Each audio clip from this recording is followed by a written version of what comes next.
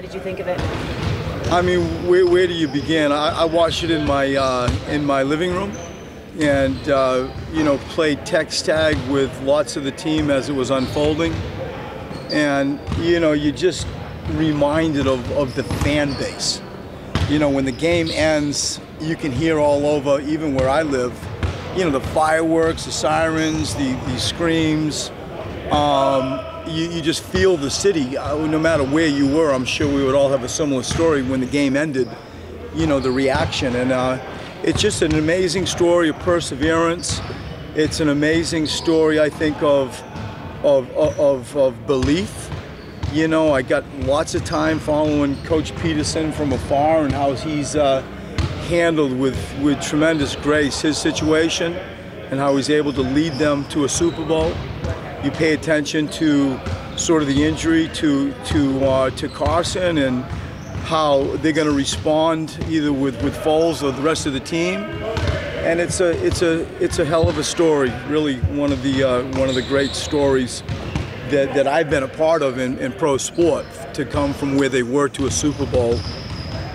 That's a privileged story. You've been a part of celebrations. You grew up obviously in an area that's pretty sports great, but to see the massive humanity that emerged right afterwards. I mean, is that something that you want these guys to see and process and really absorb, just right away how the city exploded after all that? We talked about it. You know, one of the interesting things for me is this morning we bring them into a room. You know, we talk openly about what did you see, what do you feel, how do you judge it, what do you remember, what stands out the most.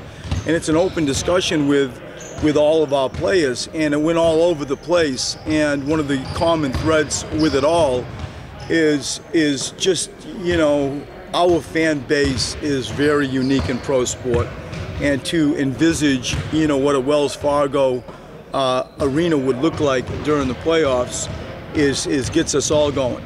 And we talked about it. There are lots of pieces that have to equal up to make that result reality.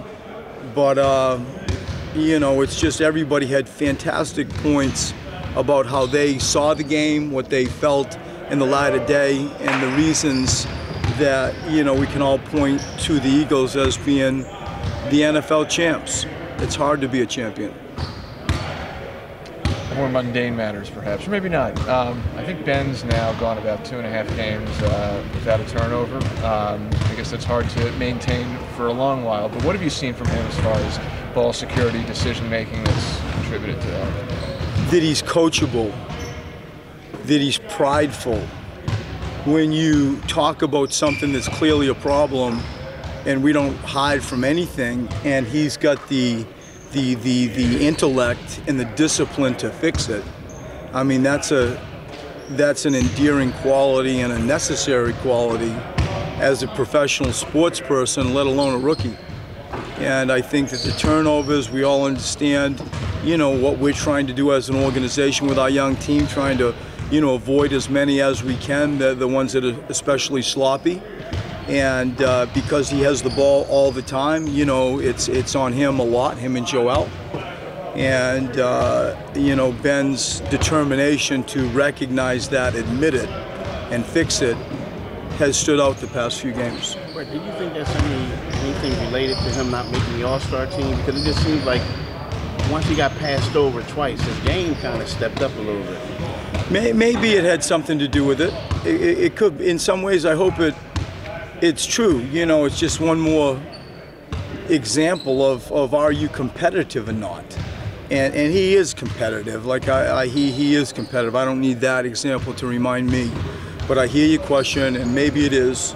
All I know is to the point of him, to Brian's point of him just not turning it over the past few games, that is true. Are there certain situations that you feel like he's read better or improved on reading as the season, specifically as the season's gone along? I think that the end of game stuff, you know, where are we going to go to Joel blatantly and, you know, force something in where the ball should be swung.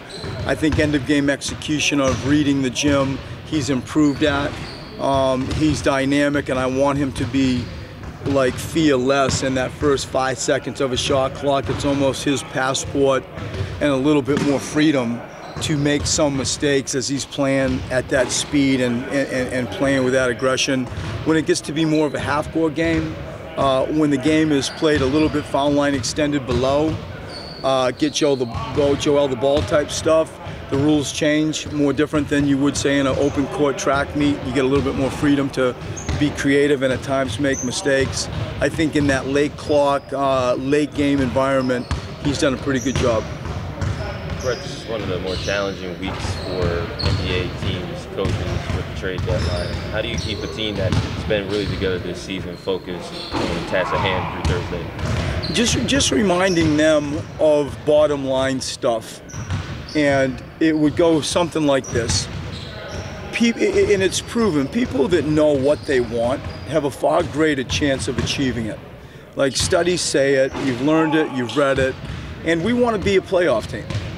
And in all my 17 years doing this, I've never had 5 home games prior to an all-star break.